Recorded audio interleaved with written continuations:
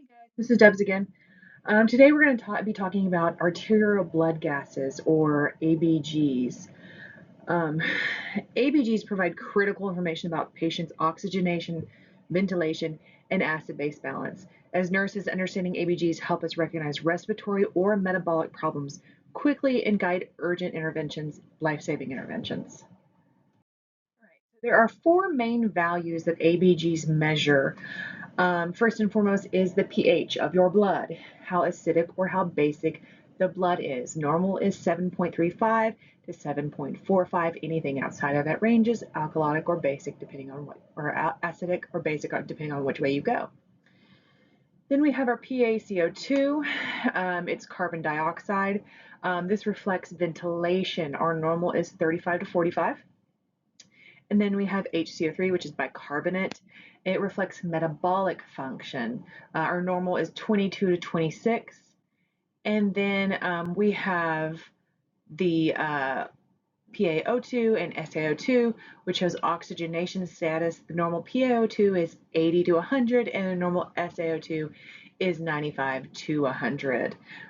Think of pH though as kind of your big picture. It's going to tell you kind of which way the body is trending, and PaCO2 and HCO3 are the two systems trying to balance what's going on here. The PaCO2 and HCO3 are the ones that we are really going to be looking at. Our PaO2 and SaO2 are kind of the smaller guys that we look at as well. So I'm going to break down the two systems that are at play here.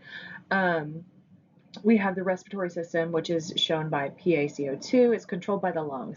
It is quick to compensate. You know, as your pH goes one way or the other, you'll either hyperventilate or hypoventilate to either hold on to oxygen or let it go, or carbon dioxide. Either way, it's going to go, but it does it very quickly.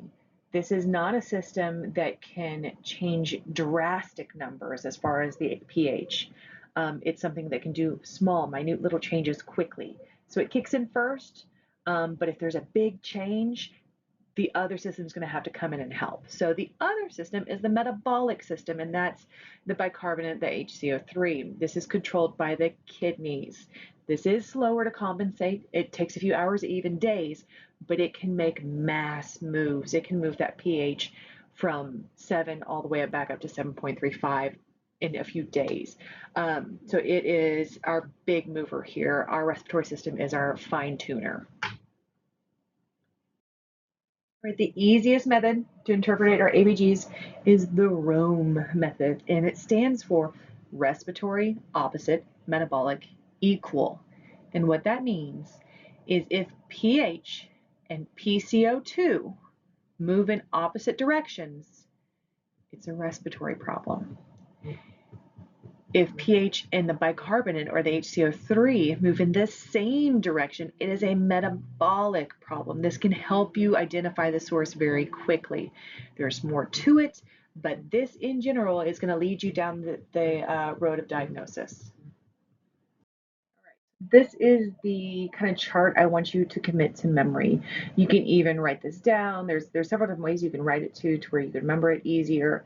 But this is the chart. It has our normal values up there at the top, and then it says respiratory alkalosis, respiratory acidosis, metabolic alkalosis, and metabolic acidosis. So it goes through what each of those is going to look like. So if you have a pH that is high, and a PaCO2 that is low, and an HCO3 that is normal, you have what? So pH and PaCO2 are opposite, so it's respiratory. And then you can look at the pH, and you know that it's alkalotic. You just got to look at the pH whenever you get the question. So if those two arrows, pH and PCO2, are opposite in any way, it's respiratory. If the pH and the bicarbonate or HCO3 are pointing the same direction, it's metabolic. There you go. You figured that one out. That one's easy. All right, so there's 6 steps into figuring out what we're looking at. First, you're going to look at the pH. Figure out what the pH is. If it is smaller then 7.35, it's acidic. If it's in between 7.35 and 7.45, it's normal. And if it's higher than 7.45, it's alkalotic. Then look at PaCO2.